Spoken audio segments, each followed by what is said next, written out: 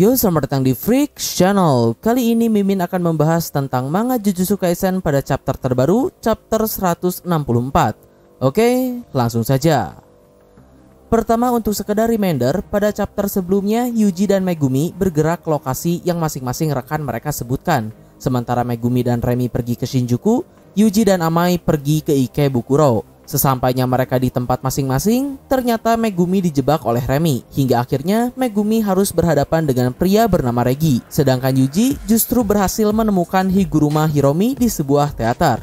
Di sini Yuji awalnya berbincang santai dengan Higuruma. Sampai akhirnya Yuji pun mengutarakan permintaannya itu untuk menggunakan 100 poin milik Higuruma demi menghentikan The Cooling Game. Mendengar hal itu dengan alasannya Higuruma pun menolak mentah-mentah. Di sisi lain, Yuji yang tak pandai berbicara tak bisa menjelaskan keadaan yang sedang terjadi, sehingga ia pun tak bisa meyakinkan Higuruma.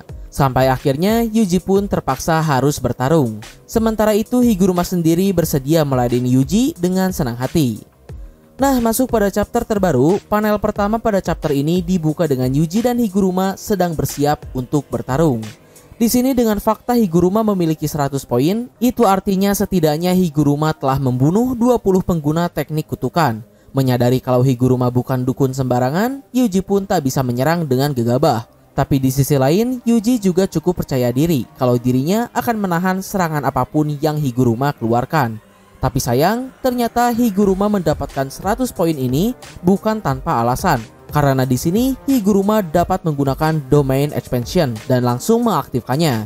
Yuji yang melihat hal tersebut berusaha secepat mungkin untuk menggagalkan teknik tersebut. Namun tentu Yuji pun berakhir gagal dan kemudian terjebak di dalam Domain Expansion milik Higuruma yang bernama Forced Suicide Punishment atau hukuman paksaan bunuh diri.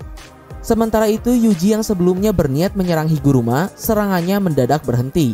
Lalu Higuruma pun menjelaskan kalau segala bentuk tindakan kekerasan dilarang dalam domainnya, termasuk untuk Higuruma sendiri. Di sisi lain, dalam domain milik Higuruma ini, suasana di dalamnya seperti berada di pengadilan. Ya, secara teknik kutukannya pun berhubungan dengan keadilan. Berikutnya sebelum lanjut, Mimin akan menjelaskan terlebih dahulu tentang cara kerja dan perbedaan Domain Expansion yang dimiliki oleh Higuruma ini. Jadi singkat cerita, di sini Yuji berhasil terjebak di dalam Domain Expansion milik Higuruma Hiromi. Dan seperti yang kalian tahu, ketika seseorang terjebak di dalam sebuah Domain Expansion, itu berarti riwayat orang tersebut telah tamat.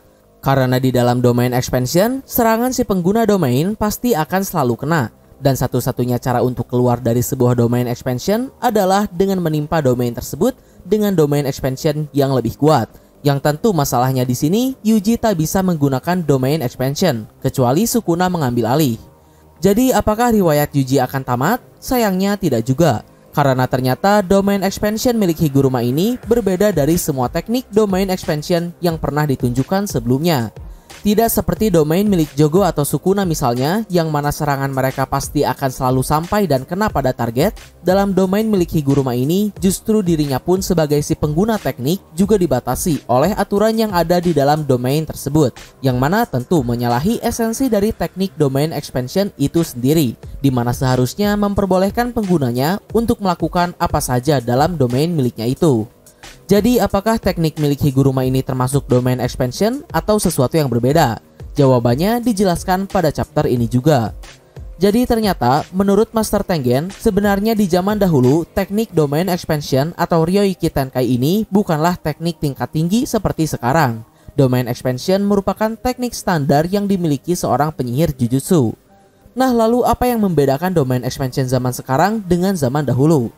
Seperti yang kalian tahu, teknik Domain Expansion di zaman sekarang, contohnya seperti milik Gojo Satoru, si Iblis Api Jogo, atau milik Mahito misalnya, serangan mereka di dalam Domain Expansion pasti kena dan si target pasti akan mati. Sedangkan Domain Expansion di zaman dahulu, kondisi si target pasti akan mati ini tidak ada, dan kondisi serangan pasti kena pun ada aturan mainnya.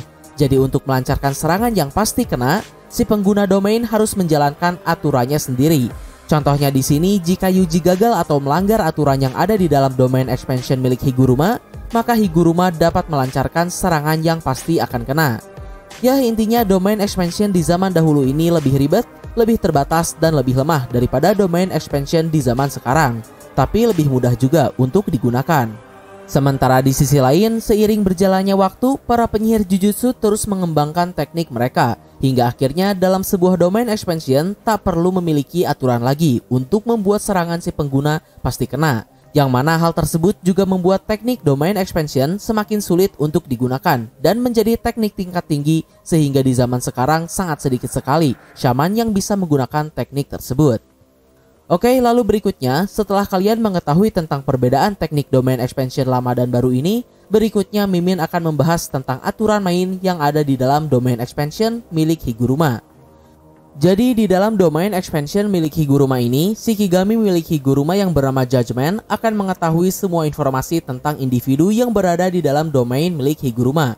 Lalu kemudian Judgment akan memberikan tuduhan pada individu tersebut berdasarkan kesalahan atau suatu hal yang melanggar hukum yang pernah si target lakukan kapanpun itu. Dimana di sini Judgment memberikan tuduhan pada Yuji kalau pada tanggal 16 Juli tahun 2017 Yuji pernah masuk ke dalam pachinko shop atau semacam tempat judi, yang mana pada saat itu Yuji masih berada di bawah 18 tahun. Nah, jadi aturannya di sini Yuji harus bisa terbebas dari tuduhan itu. Dan terkait dengan itu, Yuji memiliki 3 pilihan tentang tuduhan tersebut. Yang pertama, Yuji bisa diam, kedua mengakui kesalahan, atau ketiga membantahnya. Lalu Yuji juga hanya bisa mengatakan pernyataannya 1 kali saja. Sementara di sisi lain, Higuruma akan mendapatkan semacam amplop dari Judgment yang berisi bukti tentang kesalahan yang dilakukan oleh Yuji. Tapi bukti tersebut juga belum tentu cukup kuat untuk membuat Yuji bersalah atas tuduhan yang ditujukan padanya. Lalu ketika Yuji menyatakan pendapatnya, Higuruma juga bisa membantah pernyataan Yuji menggunakan bukti tersebut, yang juga hanya dalam 1 kali kesempatan saja. Sementara masalah Yuji bersalah atau tidak, Judgment lah yang akan memutuskannya dengan adil, di luar kekuasaan Higuruma Hiromi. Nah oke, lanjut ke cerita. Di hadapan tuduhan tersebut, Yuji pun bergumam kalau dirinya memang pernah masuk ke dalam pachinko, yang bahkan ia bersenang-senang dan menang di dalam sana. Lalu berhubung aturannya di sini Yuji harus bisa terbebas dari tuduhan, maka Yuji mau tidak mau harus berbohong. Tapi yang menjadi masalah di sini adalah bukti yang dimiliki Higuruma, yang mana agak tricky karena bukti tersebut belum tentu mengkonfirmasi apakah Yuji bersalah atau tidak. Jadi bisa saja bukti tersebut menguatkan tuduhan pada Yuji atau malah tidak berguna sama sekali. Dan berdasarkan dugaan tersebut, Yuji pun memikirkan 3 kemungkinan. Pertama, jika bukti tersebut tidak menunjukkan dengan jelas kalau Yuji masuk ke dalam pachinko, Yuji bisa memilih diam atau bahkan membantahnya dan terbebas dari tuduhan. Lalu kemungkinan kedua, jika bukti tersebut menunjukkan kalau Yuji masuk ke dalam pachinko, Yuji bisa berbohong dan membuat alasan. Tapi Yuji pun berpikir, jika bukti tersebut tidak menunjukkan kalau dirinya masuk ke dalam pachinko, pilihan kedua justru malah akan membuatnya mengakui kalau ia masuk ke toko judi tersebut. Sementara kemungkinan ketiga, jika bukti tersebut sangat kuat, apalagi sampai menunjukkan kalau Yuji sedang bermain di dalam sana, maka mengakui kesalahan bisa menjadi pilihannya. Sembari berharap dengan mengakui kesalahan, hukuman yang diberikan akan diringankan. Yang mana tidak disebutkan juga apakah hukuman di dalam domain Higuruma ini ada keringanannya atau tidak. Tapi yang pasti, jika bukti tersebut sangat kuat, maka Yuji akan tamat.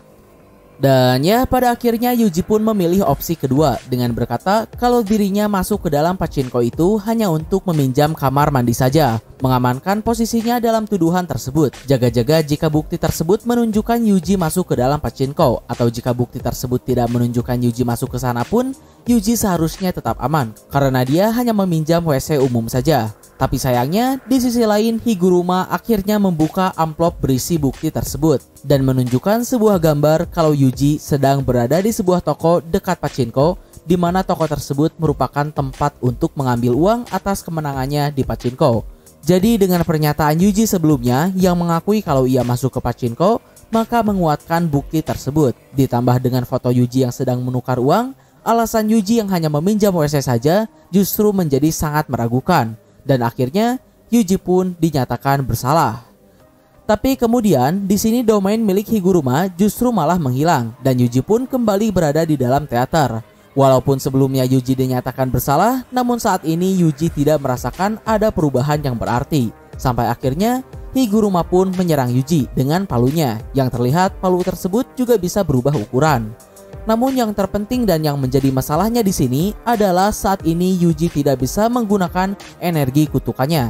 Karena ternyata energi kutukan Yuji disita oleh Shikigami milik Higuruma sebelumnya di dalam domain expansion.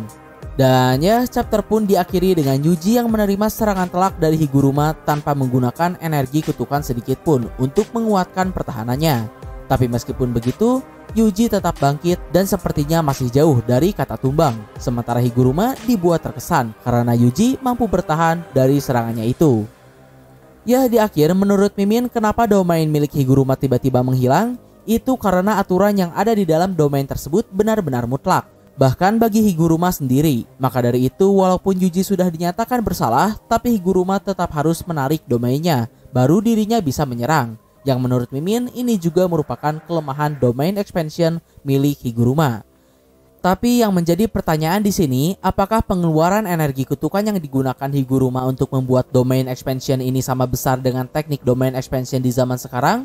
Seperti milik Megumi contohnya? Karena seperti yang kalian tahu, selain Gojo Satoru, seorang penyihir Jujutsu hanya bisa menggunakan domain expansion sebanyak 1 kali saja dalam waktu yang berdekatan. Secara menggunakan domain expansion ini menguras banyak sekali energi kutukan. Lalu selain itu, jujur saja sebelumnya Mimin tak pernah menduga kalau para player yang berada di dalam The Cooling Game ini bisa menggunakan teknik domain expansion seperti Higuruma.